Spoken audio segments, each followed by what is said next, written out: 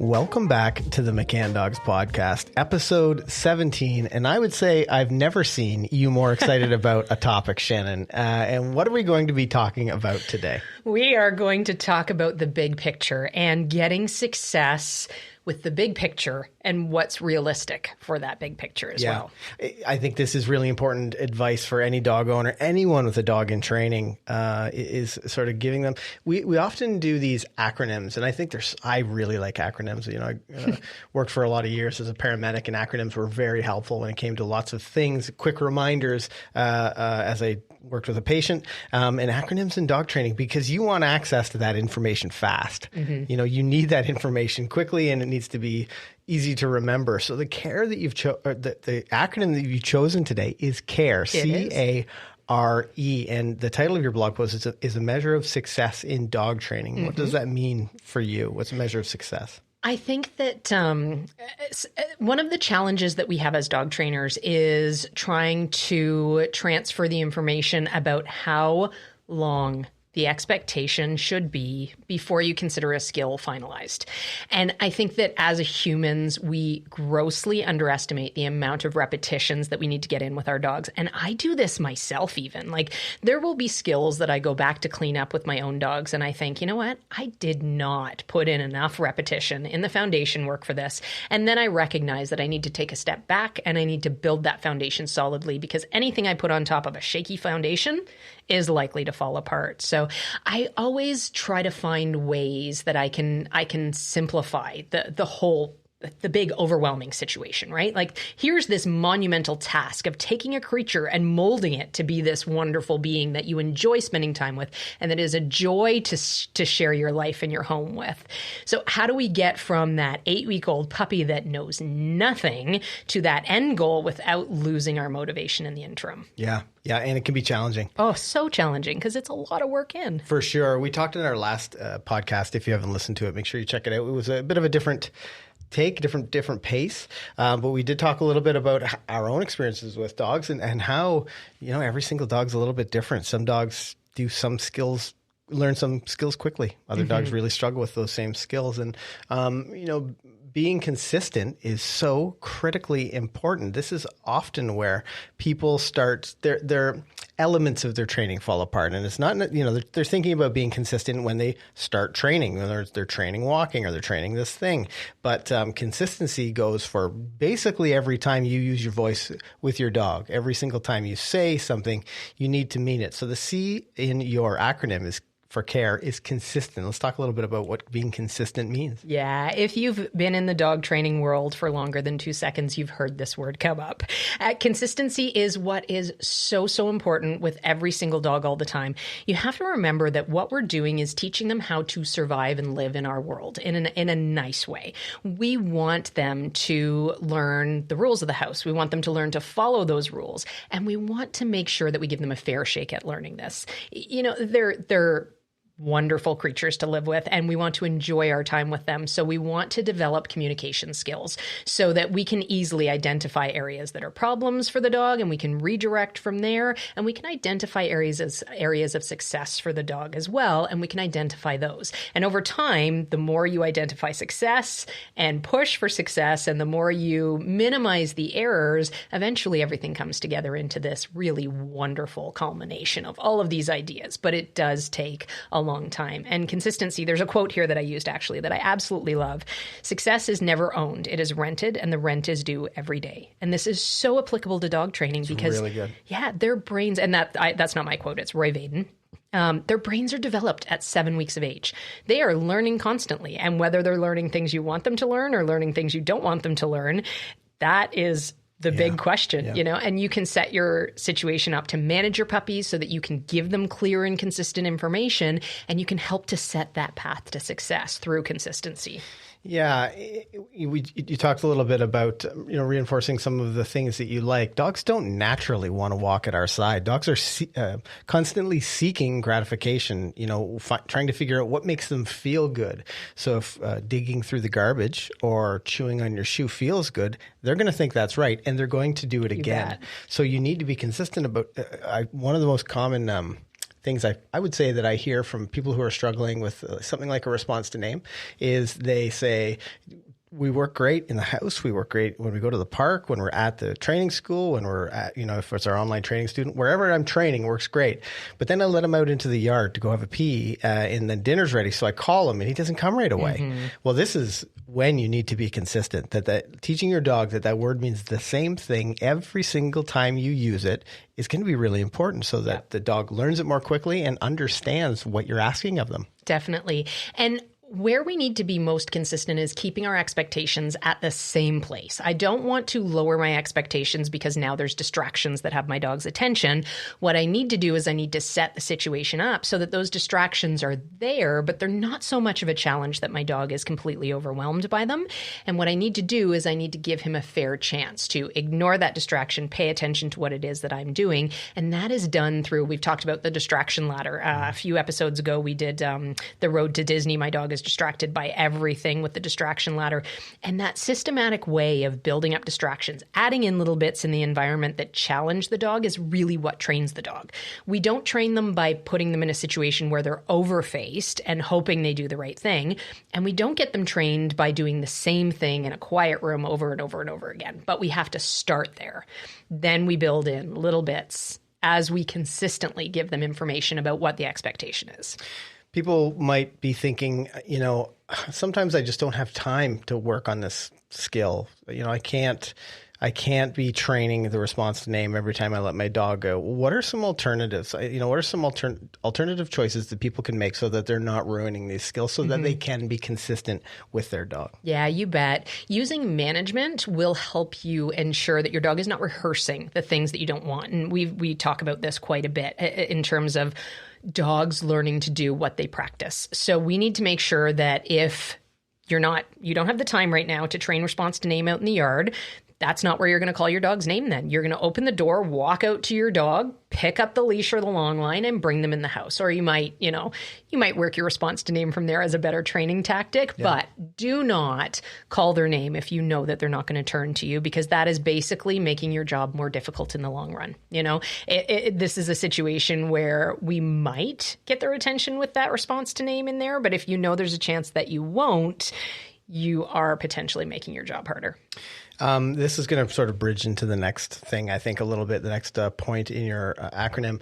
But if your dog is making some bad choices, if you've got some nuisance behaviors, you need to be just as consistent about how you deal with those. People will sometimes say, well, this is great that I have a way to teach my dog to not jump on the counter, but what if I'm not there? Mm-hmm. This is where management comes in. Let's talk about like nuisance behaviors and what being consistent in that case means. Yeah, you bet. And again, this sort of speaks to how much we underestimate the amount of repetition and information that our dogs need.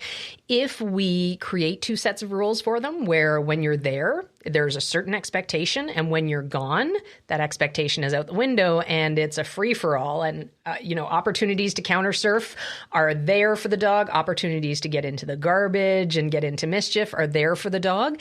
They end up learning that when you're not around, there's different rules. And that's exactly what we don't want to do. We want to work consistently and be attentive to our dogs to make sure that they learn the right rules and they take the right path. And when we can't do that, we need to manage them. So that's where crates come in handy. That's where making sure that they are not in a situation where unattended, they're going to go through the garbage. As humans, we think, oh, that's just horrible. Why on earth would you ever want to go through the garbage? But they're not humans. They're dogs. Right. And they're opportunistic scavengers, and they love to forage in the garbage, and they love to explore their environments. So what we need to do is make sure that they understand the garbage is off limits. It's not an option for them, and they need to understand that clearly before we give them the opportunity to explore it in our absence. I'm taking a step ahead, talked a little bit about attentive, and attentive is the A in your CARE acronym. Now, if you're a puppy owner at home, if you're working with a dog in training, attentive is what you need to be every time your puppy's out of their crate. And that doesn't necessarily mean, we're not talking about staring at the dog, but you absolutely want to be sure of what the dog is doing, what choices the dog could make, what they have access to, whether you've asked them to do a job. I saw a comment, this is a while ago, talking about how someone ties their leash to their belt while they're, doing something in the kitchen. And I don't like that idea. If my dog's out of their crate, I'm going to be either paying attention to them or I'll have given them a job and, they'll have some foundation of understanding to lie in their bed or whatever. Mm-hmm. But, attentive means paying attention. And let's talk about why that's impactful or important with our young dogs. It's huge. It's paying attention so that you can adjust that situation. If your dog is getting in the garbage and you're busy napping on the couch, you're essentially absent. If you're so engrossed in a movie that you're watching on TV that you don't notice it for 5 seconds, you may scold the dog and they may immediately stop in the garbage and run away from it. But that 5 seconds was really valuable. And that dog is probably going to try again and again because the cue to get out of the garbage is not them understanding the garbage is off limits. It's you telling them to get out of the garbage. Right, yeah. So again, there's a situation where you might create 2 sets of rules. It's so much better if you can focus on your pup 100%. And using management tools like tying the puppy to you, it allows you to sort of zone out and not necessarily pay attention to what the puppy is doing. Well, what's the value? That's my question. Why have the puppy out? Are they just sort of meandering around, finding something to do? Yeah. That's not great for them or you. That's a really excellent thing to hit on because a lot of people think in terms of guilt, right? In terms of the crate making them feel guilty because, of course, the puppy doesn't want to be in the crate. But crate is a great place for the puppy to be. And the more time they do spend in the crate, the more they learn to adjust to loving the crate. And they learn to go in there and relax and be a little independent and be calm and be quiet. Now, when we have dogs that are really baby puppies, we use the crate a lot more. As they grow, of course, the balance shifts, right? As they learn the rules of the house and they understand what the expectation is, we can offer them more time out of the crate because we don't need to be as specifically attentive to them because they can start to take some of the responsibility themselves. But the big problem is that we underestimate when we can do that. And a lot of the times we offer that freedom far too early, or unknowingly we offer that freedom because our dogs have been stellar and they've been just the best puppies. They've been so good.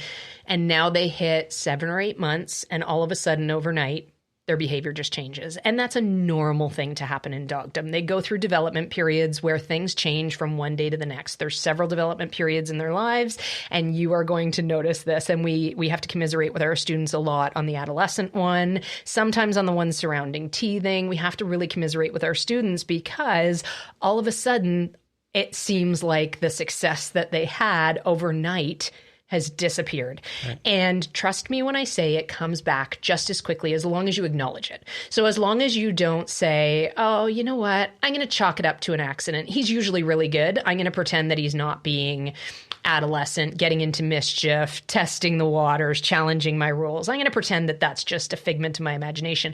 And then it gets worse. Mm-hmm. So what we want to do is take that moment where we see, okay, the development period has just kicked in and now my dog is an 8-month-old adolescent who is starting to develop all sorts of different feelings and emotions about the world. And I need to make sure I challenge my training in that respect. So any freedoms that my dog has had, I'm going to remove them because I need to reassess and I need to be attentive to my dog again. I need to make sure that through this development period, he doesn't now suddenly go, oh, I'm going to explore the world again. And I never even noticed, 3 months ago when I was shorter, I didn't even notice there was a counter up there. And now, wow, there's all sorts of stuff up there on the counter. So put in the time.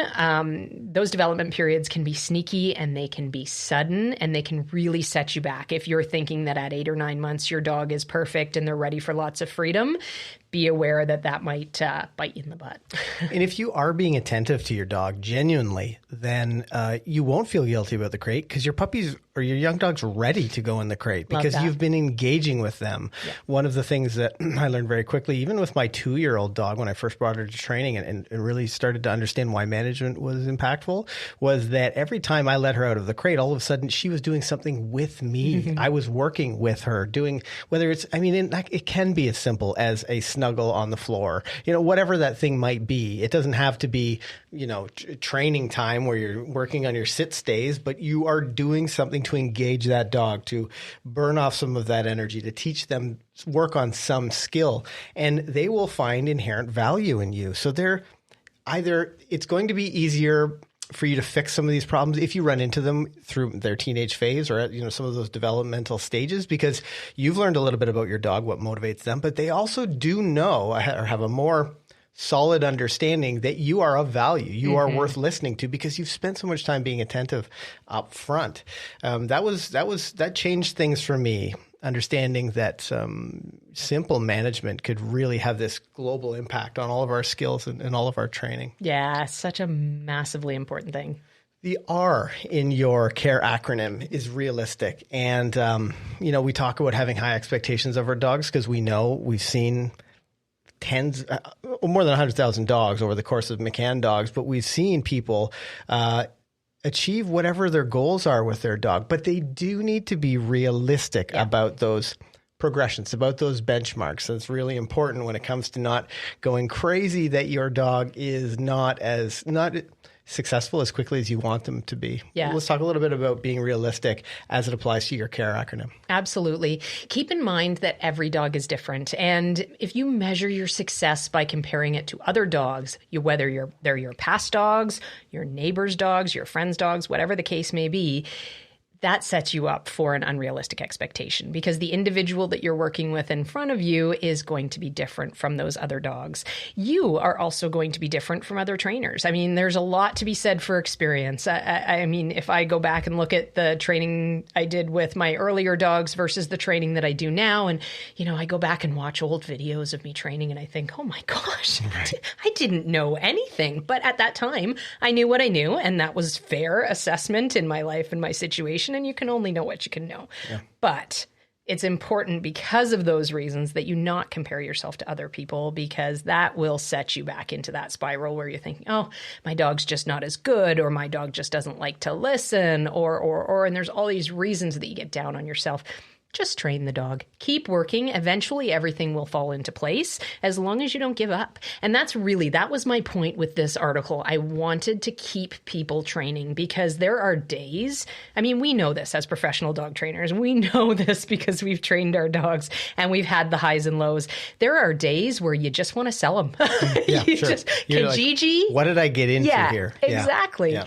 But what we know as dog trainers is if you persevere, those days become less and less. Yeah. And the wonderful days where, you get emotional thinking about the dogs that you miss because they were so wonderful. There weren't any less of those frustrating days with those dogs. Yeah. We just persevered. Yeah. We got through it. We got them on the straight and narrow. We got through all the species frustrations that don't gel in our world. And we got to a point where the magic started to happen. Be realistic about those expectations because then you will keep training. We talked a little bit about this specific topic in our last episode, and again, I encourage you guys to check out the one. I'm not sure what the title's going to be, but we did talk about how it is more rewarding when there is that challenge. When you get through that. I think about people who will say something like, "Oh, we're in a group or an email string with some of the other owners from this litter, and there's a lot of smart dogs in there, or he or she is a superstar, shining star of it." And sometimes I wonder about being realistic if that extra motivation is good. For me it would be, because I'm terribly competitive, and if that touching base with some of those other owners would be advantageous, maybe more so because you want to be that shining star. I don't know. I'm not sure. I haven't decided. I was just sort of something that I thought of as we were having this conversation. I think it depends on how quickly you get success in there too. And that's another, I would say, component of being realistic, because sometimes you can watch someone perform a trick with their dog, go to the drawing board, take out your training treats, and have that trick trained really, really quickly with your dogs. And then other times, it's going to be many, many sessions of training before you get to the point where your dog can perform that trick reliably. So I think a lot of the times if we get a quick win from something, that really boosts our competitive nature and gets us out there and doing more and more and more. But I think it can work the other way as well. And especially if you're sort of in that gray area where you're just not sure where you're headed or what you're supposed to be doing with the dog, that's a good opportunity to reach out and get into a training program so that you've got structure and guidance, and you'll stick to the program.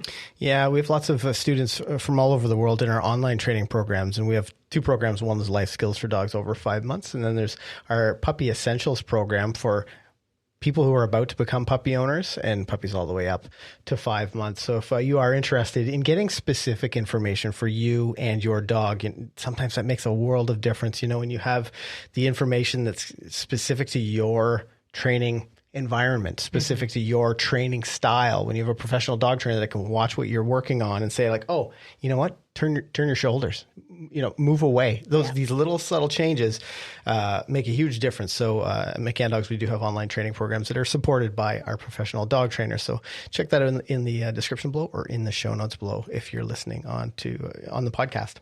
Now, another element of the CARE acronym is effective. Mm-hmm. And this makes me think about a lot of different students who just don't really understand the kind of dog that they have. So they are being ineffective with them. Mm-hmm. This is what I did initially with my Black Lab Deegan is I mentioned this in another podcast where, I bought all the things. I bought all the things to try to fix these problems, but none of them were effective because I wasn't giving her good information. And what I learned through training is I need to figure out what it takes for me to be effective in my training. Otherwise, everything that I ask for is making things worse when I'm not successful. Absolutely. And I think to be effective, you have to seek advice and professional information as well. You have to make sure that you have some guidance to go in a specific direction to help. But I think what is next most crucial is knowing your dog. Mm-hmm. And you can do that by observing. So if we are able to recognize what our dog likes for play, what our dog likes for food, what our dog likes for motivation in all sorts of different situations, if we're able to honestly acknowledge what our dogs are like in terms of distraction with other dogs, distraction with people on the street. This goes back to embracing solutions rather than using excuses. We can take that information that we've learned from a professional program and from observing our dogs, and we can mold a program to help our dog be the best dog they can be. We can mold them by using the play style that they like. If you have a lab that tends to be a really wrestly type of dog, that gives you good information on how they might like to play. And that dog's probably going to be fun to, push away and then run and let them chase you. And if you like them jumping on you, you can give them permission at that point to jump on you, and you can have a really great time. And that play reinforcement becomes part of your training ritual, and it becomes part of your reward system. So not only do you have food to pinpoint things that you really like with your dogs, whether they're natural training opportunities that come up or whether they're guided, that you're actually training some skills, you have food that you can reward, but you can also reward with play. You can reward with interaction with your dogs. I've said many times, I know about Ned. He doesn't like his head touched. He loves butt scratches, though. So if I pet his head, that's not a reward for him. There's absolutely nothing to be gained by that. On my end, of course, I like petting his head because he's cute, but I also have to recognize that he doesn't like that. So that's aversive to him, essentially. It's not something I can use as a reward, but I can use butt scratches, And if I were to be staunch in my belief that this dog, you know what, he should work for pats on the head. That's just all there is to it. He should work because that's the reward I'm going to give him. And, we all have to do our part. That's probably not going to get you very far. I mean, you're probably going to end up frustrated. Your relationship is going to suffer with your dog. You're not being honest with yourself about that dog and their tendencies. Take the information they're giving you and use that to your advantage, whatever it happens to be. Yeah. Motion, when you're talking about that, a couple of things came to mind as you're talking about being effective. One was, we often say like labs, rough and tumble, push them away. Deegan is definitely like that, but I've also seen labs that are not like that. And they would with that, pushing away would feel like Ned does when you scratch his head. So you need to really understand that your dog may be different. You bet. And you're going to adjust your training as required. Motion, I think, is one of probably the most common things, overlooked things in dog training. And I don't know whether it's because people envision, calling their dog and standing absolutely upright and still, and that the dog will sit in front, which ultimately will be the case. Yep. Can be the case. But early on, things like motion, man, can that be a great motivator for a lot of dogs? Chase is huge. Dogs they're predatory creatures. Yeah. They love to chase. They love to be chased. These are all behaviors that are going to be innately reinforcing for that dog. So absolutely use that in training. You know, we do a ton of chase games with our recalls because that builds your dog's desire. When they hear the word come, it builds their desire to shoot to you as fast as possible. The more you can build that drive in your dog that says, this is the best place you can possibly be. I am the funnest person you could possibly ever come into contact with. You want to play with me right now. They're not going to argue with you about that. But if you're standing perfectly still and being boring and there's another puppy, you know, even 50 feet away that catches their attention, that's going to be more interesting than you. So on a daily basis, I want you to be, as a dog owner, you guys to be thinking about being consistent, being attentive, being realistic, and be effective. Be effective. Keep going. I love it. Absolutely. So I, you know, because these 4 elements are part of your daily, I don't know, review. Maybe you get to the end of the day, you get to the end of your training session, and you're like, okay, well, did I check those 4 boxes? Because that's going to help you to be better tomorrow. Yeah. It's going to help your dog to be more motivated. And that's what we're doing this for. We're trying to get your dog to understand that you are worth listening to, and all of this effort you're going through can be fun for them, you know, as you teach them how to live in this human world, that, you know, training can be fun. You bet. And it's so important. That's the thing that I discovered. Absolutely. Right? And try to find a win every day. Yeah. This is so important when you have a puppy, to keep you motivated, to keep going. Even if it's that you've been working on crate manners and you opened the door and the puppy didn't immediately burst out. Even if they burst out 2 seconds later, but you had that 2-second window there that they understood for a second before they got overwhelmed. Take that as a win. It will help you be motivated to keep moving forward. We published a video a few weeks ago on our YouTube channel because we saw a lot of these puppy owners who were saying, like, every day is a struggle. I don't know, you know, this is so frustrating. It's just not going how I imagined. I thought having a puppy would be different. And we published a video talking about 5 wins that you can get. You can get one of these wins every single day. We show you exactly how to do it. So I'll drop a link to that video in the show notes or in the description of this video if you're watching this on our podcast channel. But I hope you guys have learned something. I hope you've made notes maybe so that you can check the 4 boxes: the being consistent, being attentive, being realistic, and being effective every single day with your dog. And if this is your first time here, make sure you hit that subscribe or follow button. On that note, I'm Ken. I'm Shannon. Happy training, guys. Bye for now. Bye, everybody. I hope you enjoyed this episode of the McCann Dogs podcast. And if you'd like some more training resources, be sure to check us out on YouTube, Instagram, and Facebook at McCann Dogs. And if you'd like to train with us online, be sure to check out the show notes below for our My Dog Can online training program, where we know in just a few weeks your dog will become a well-behaved family member. Until then, happy training.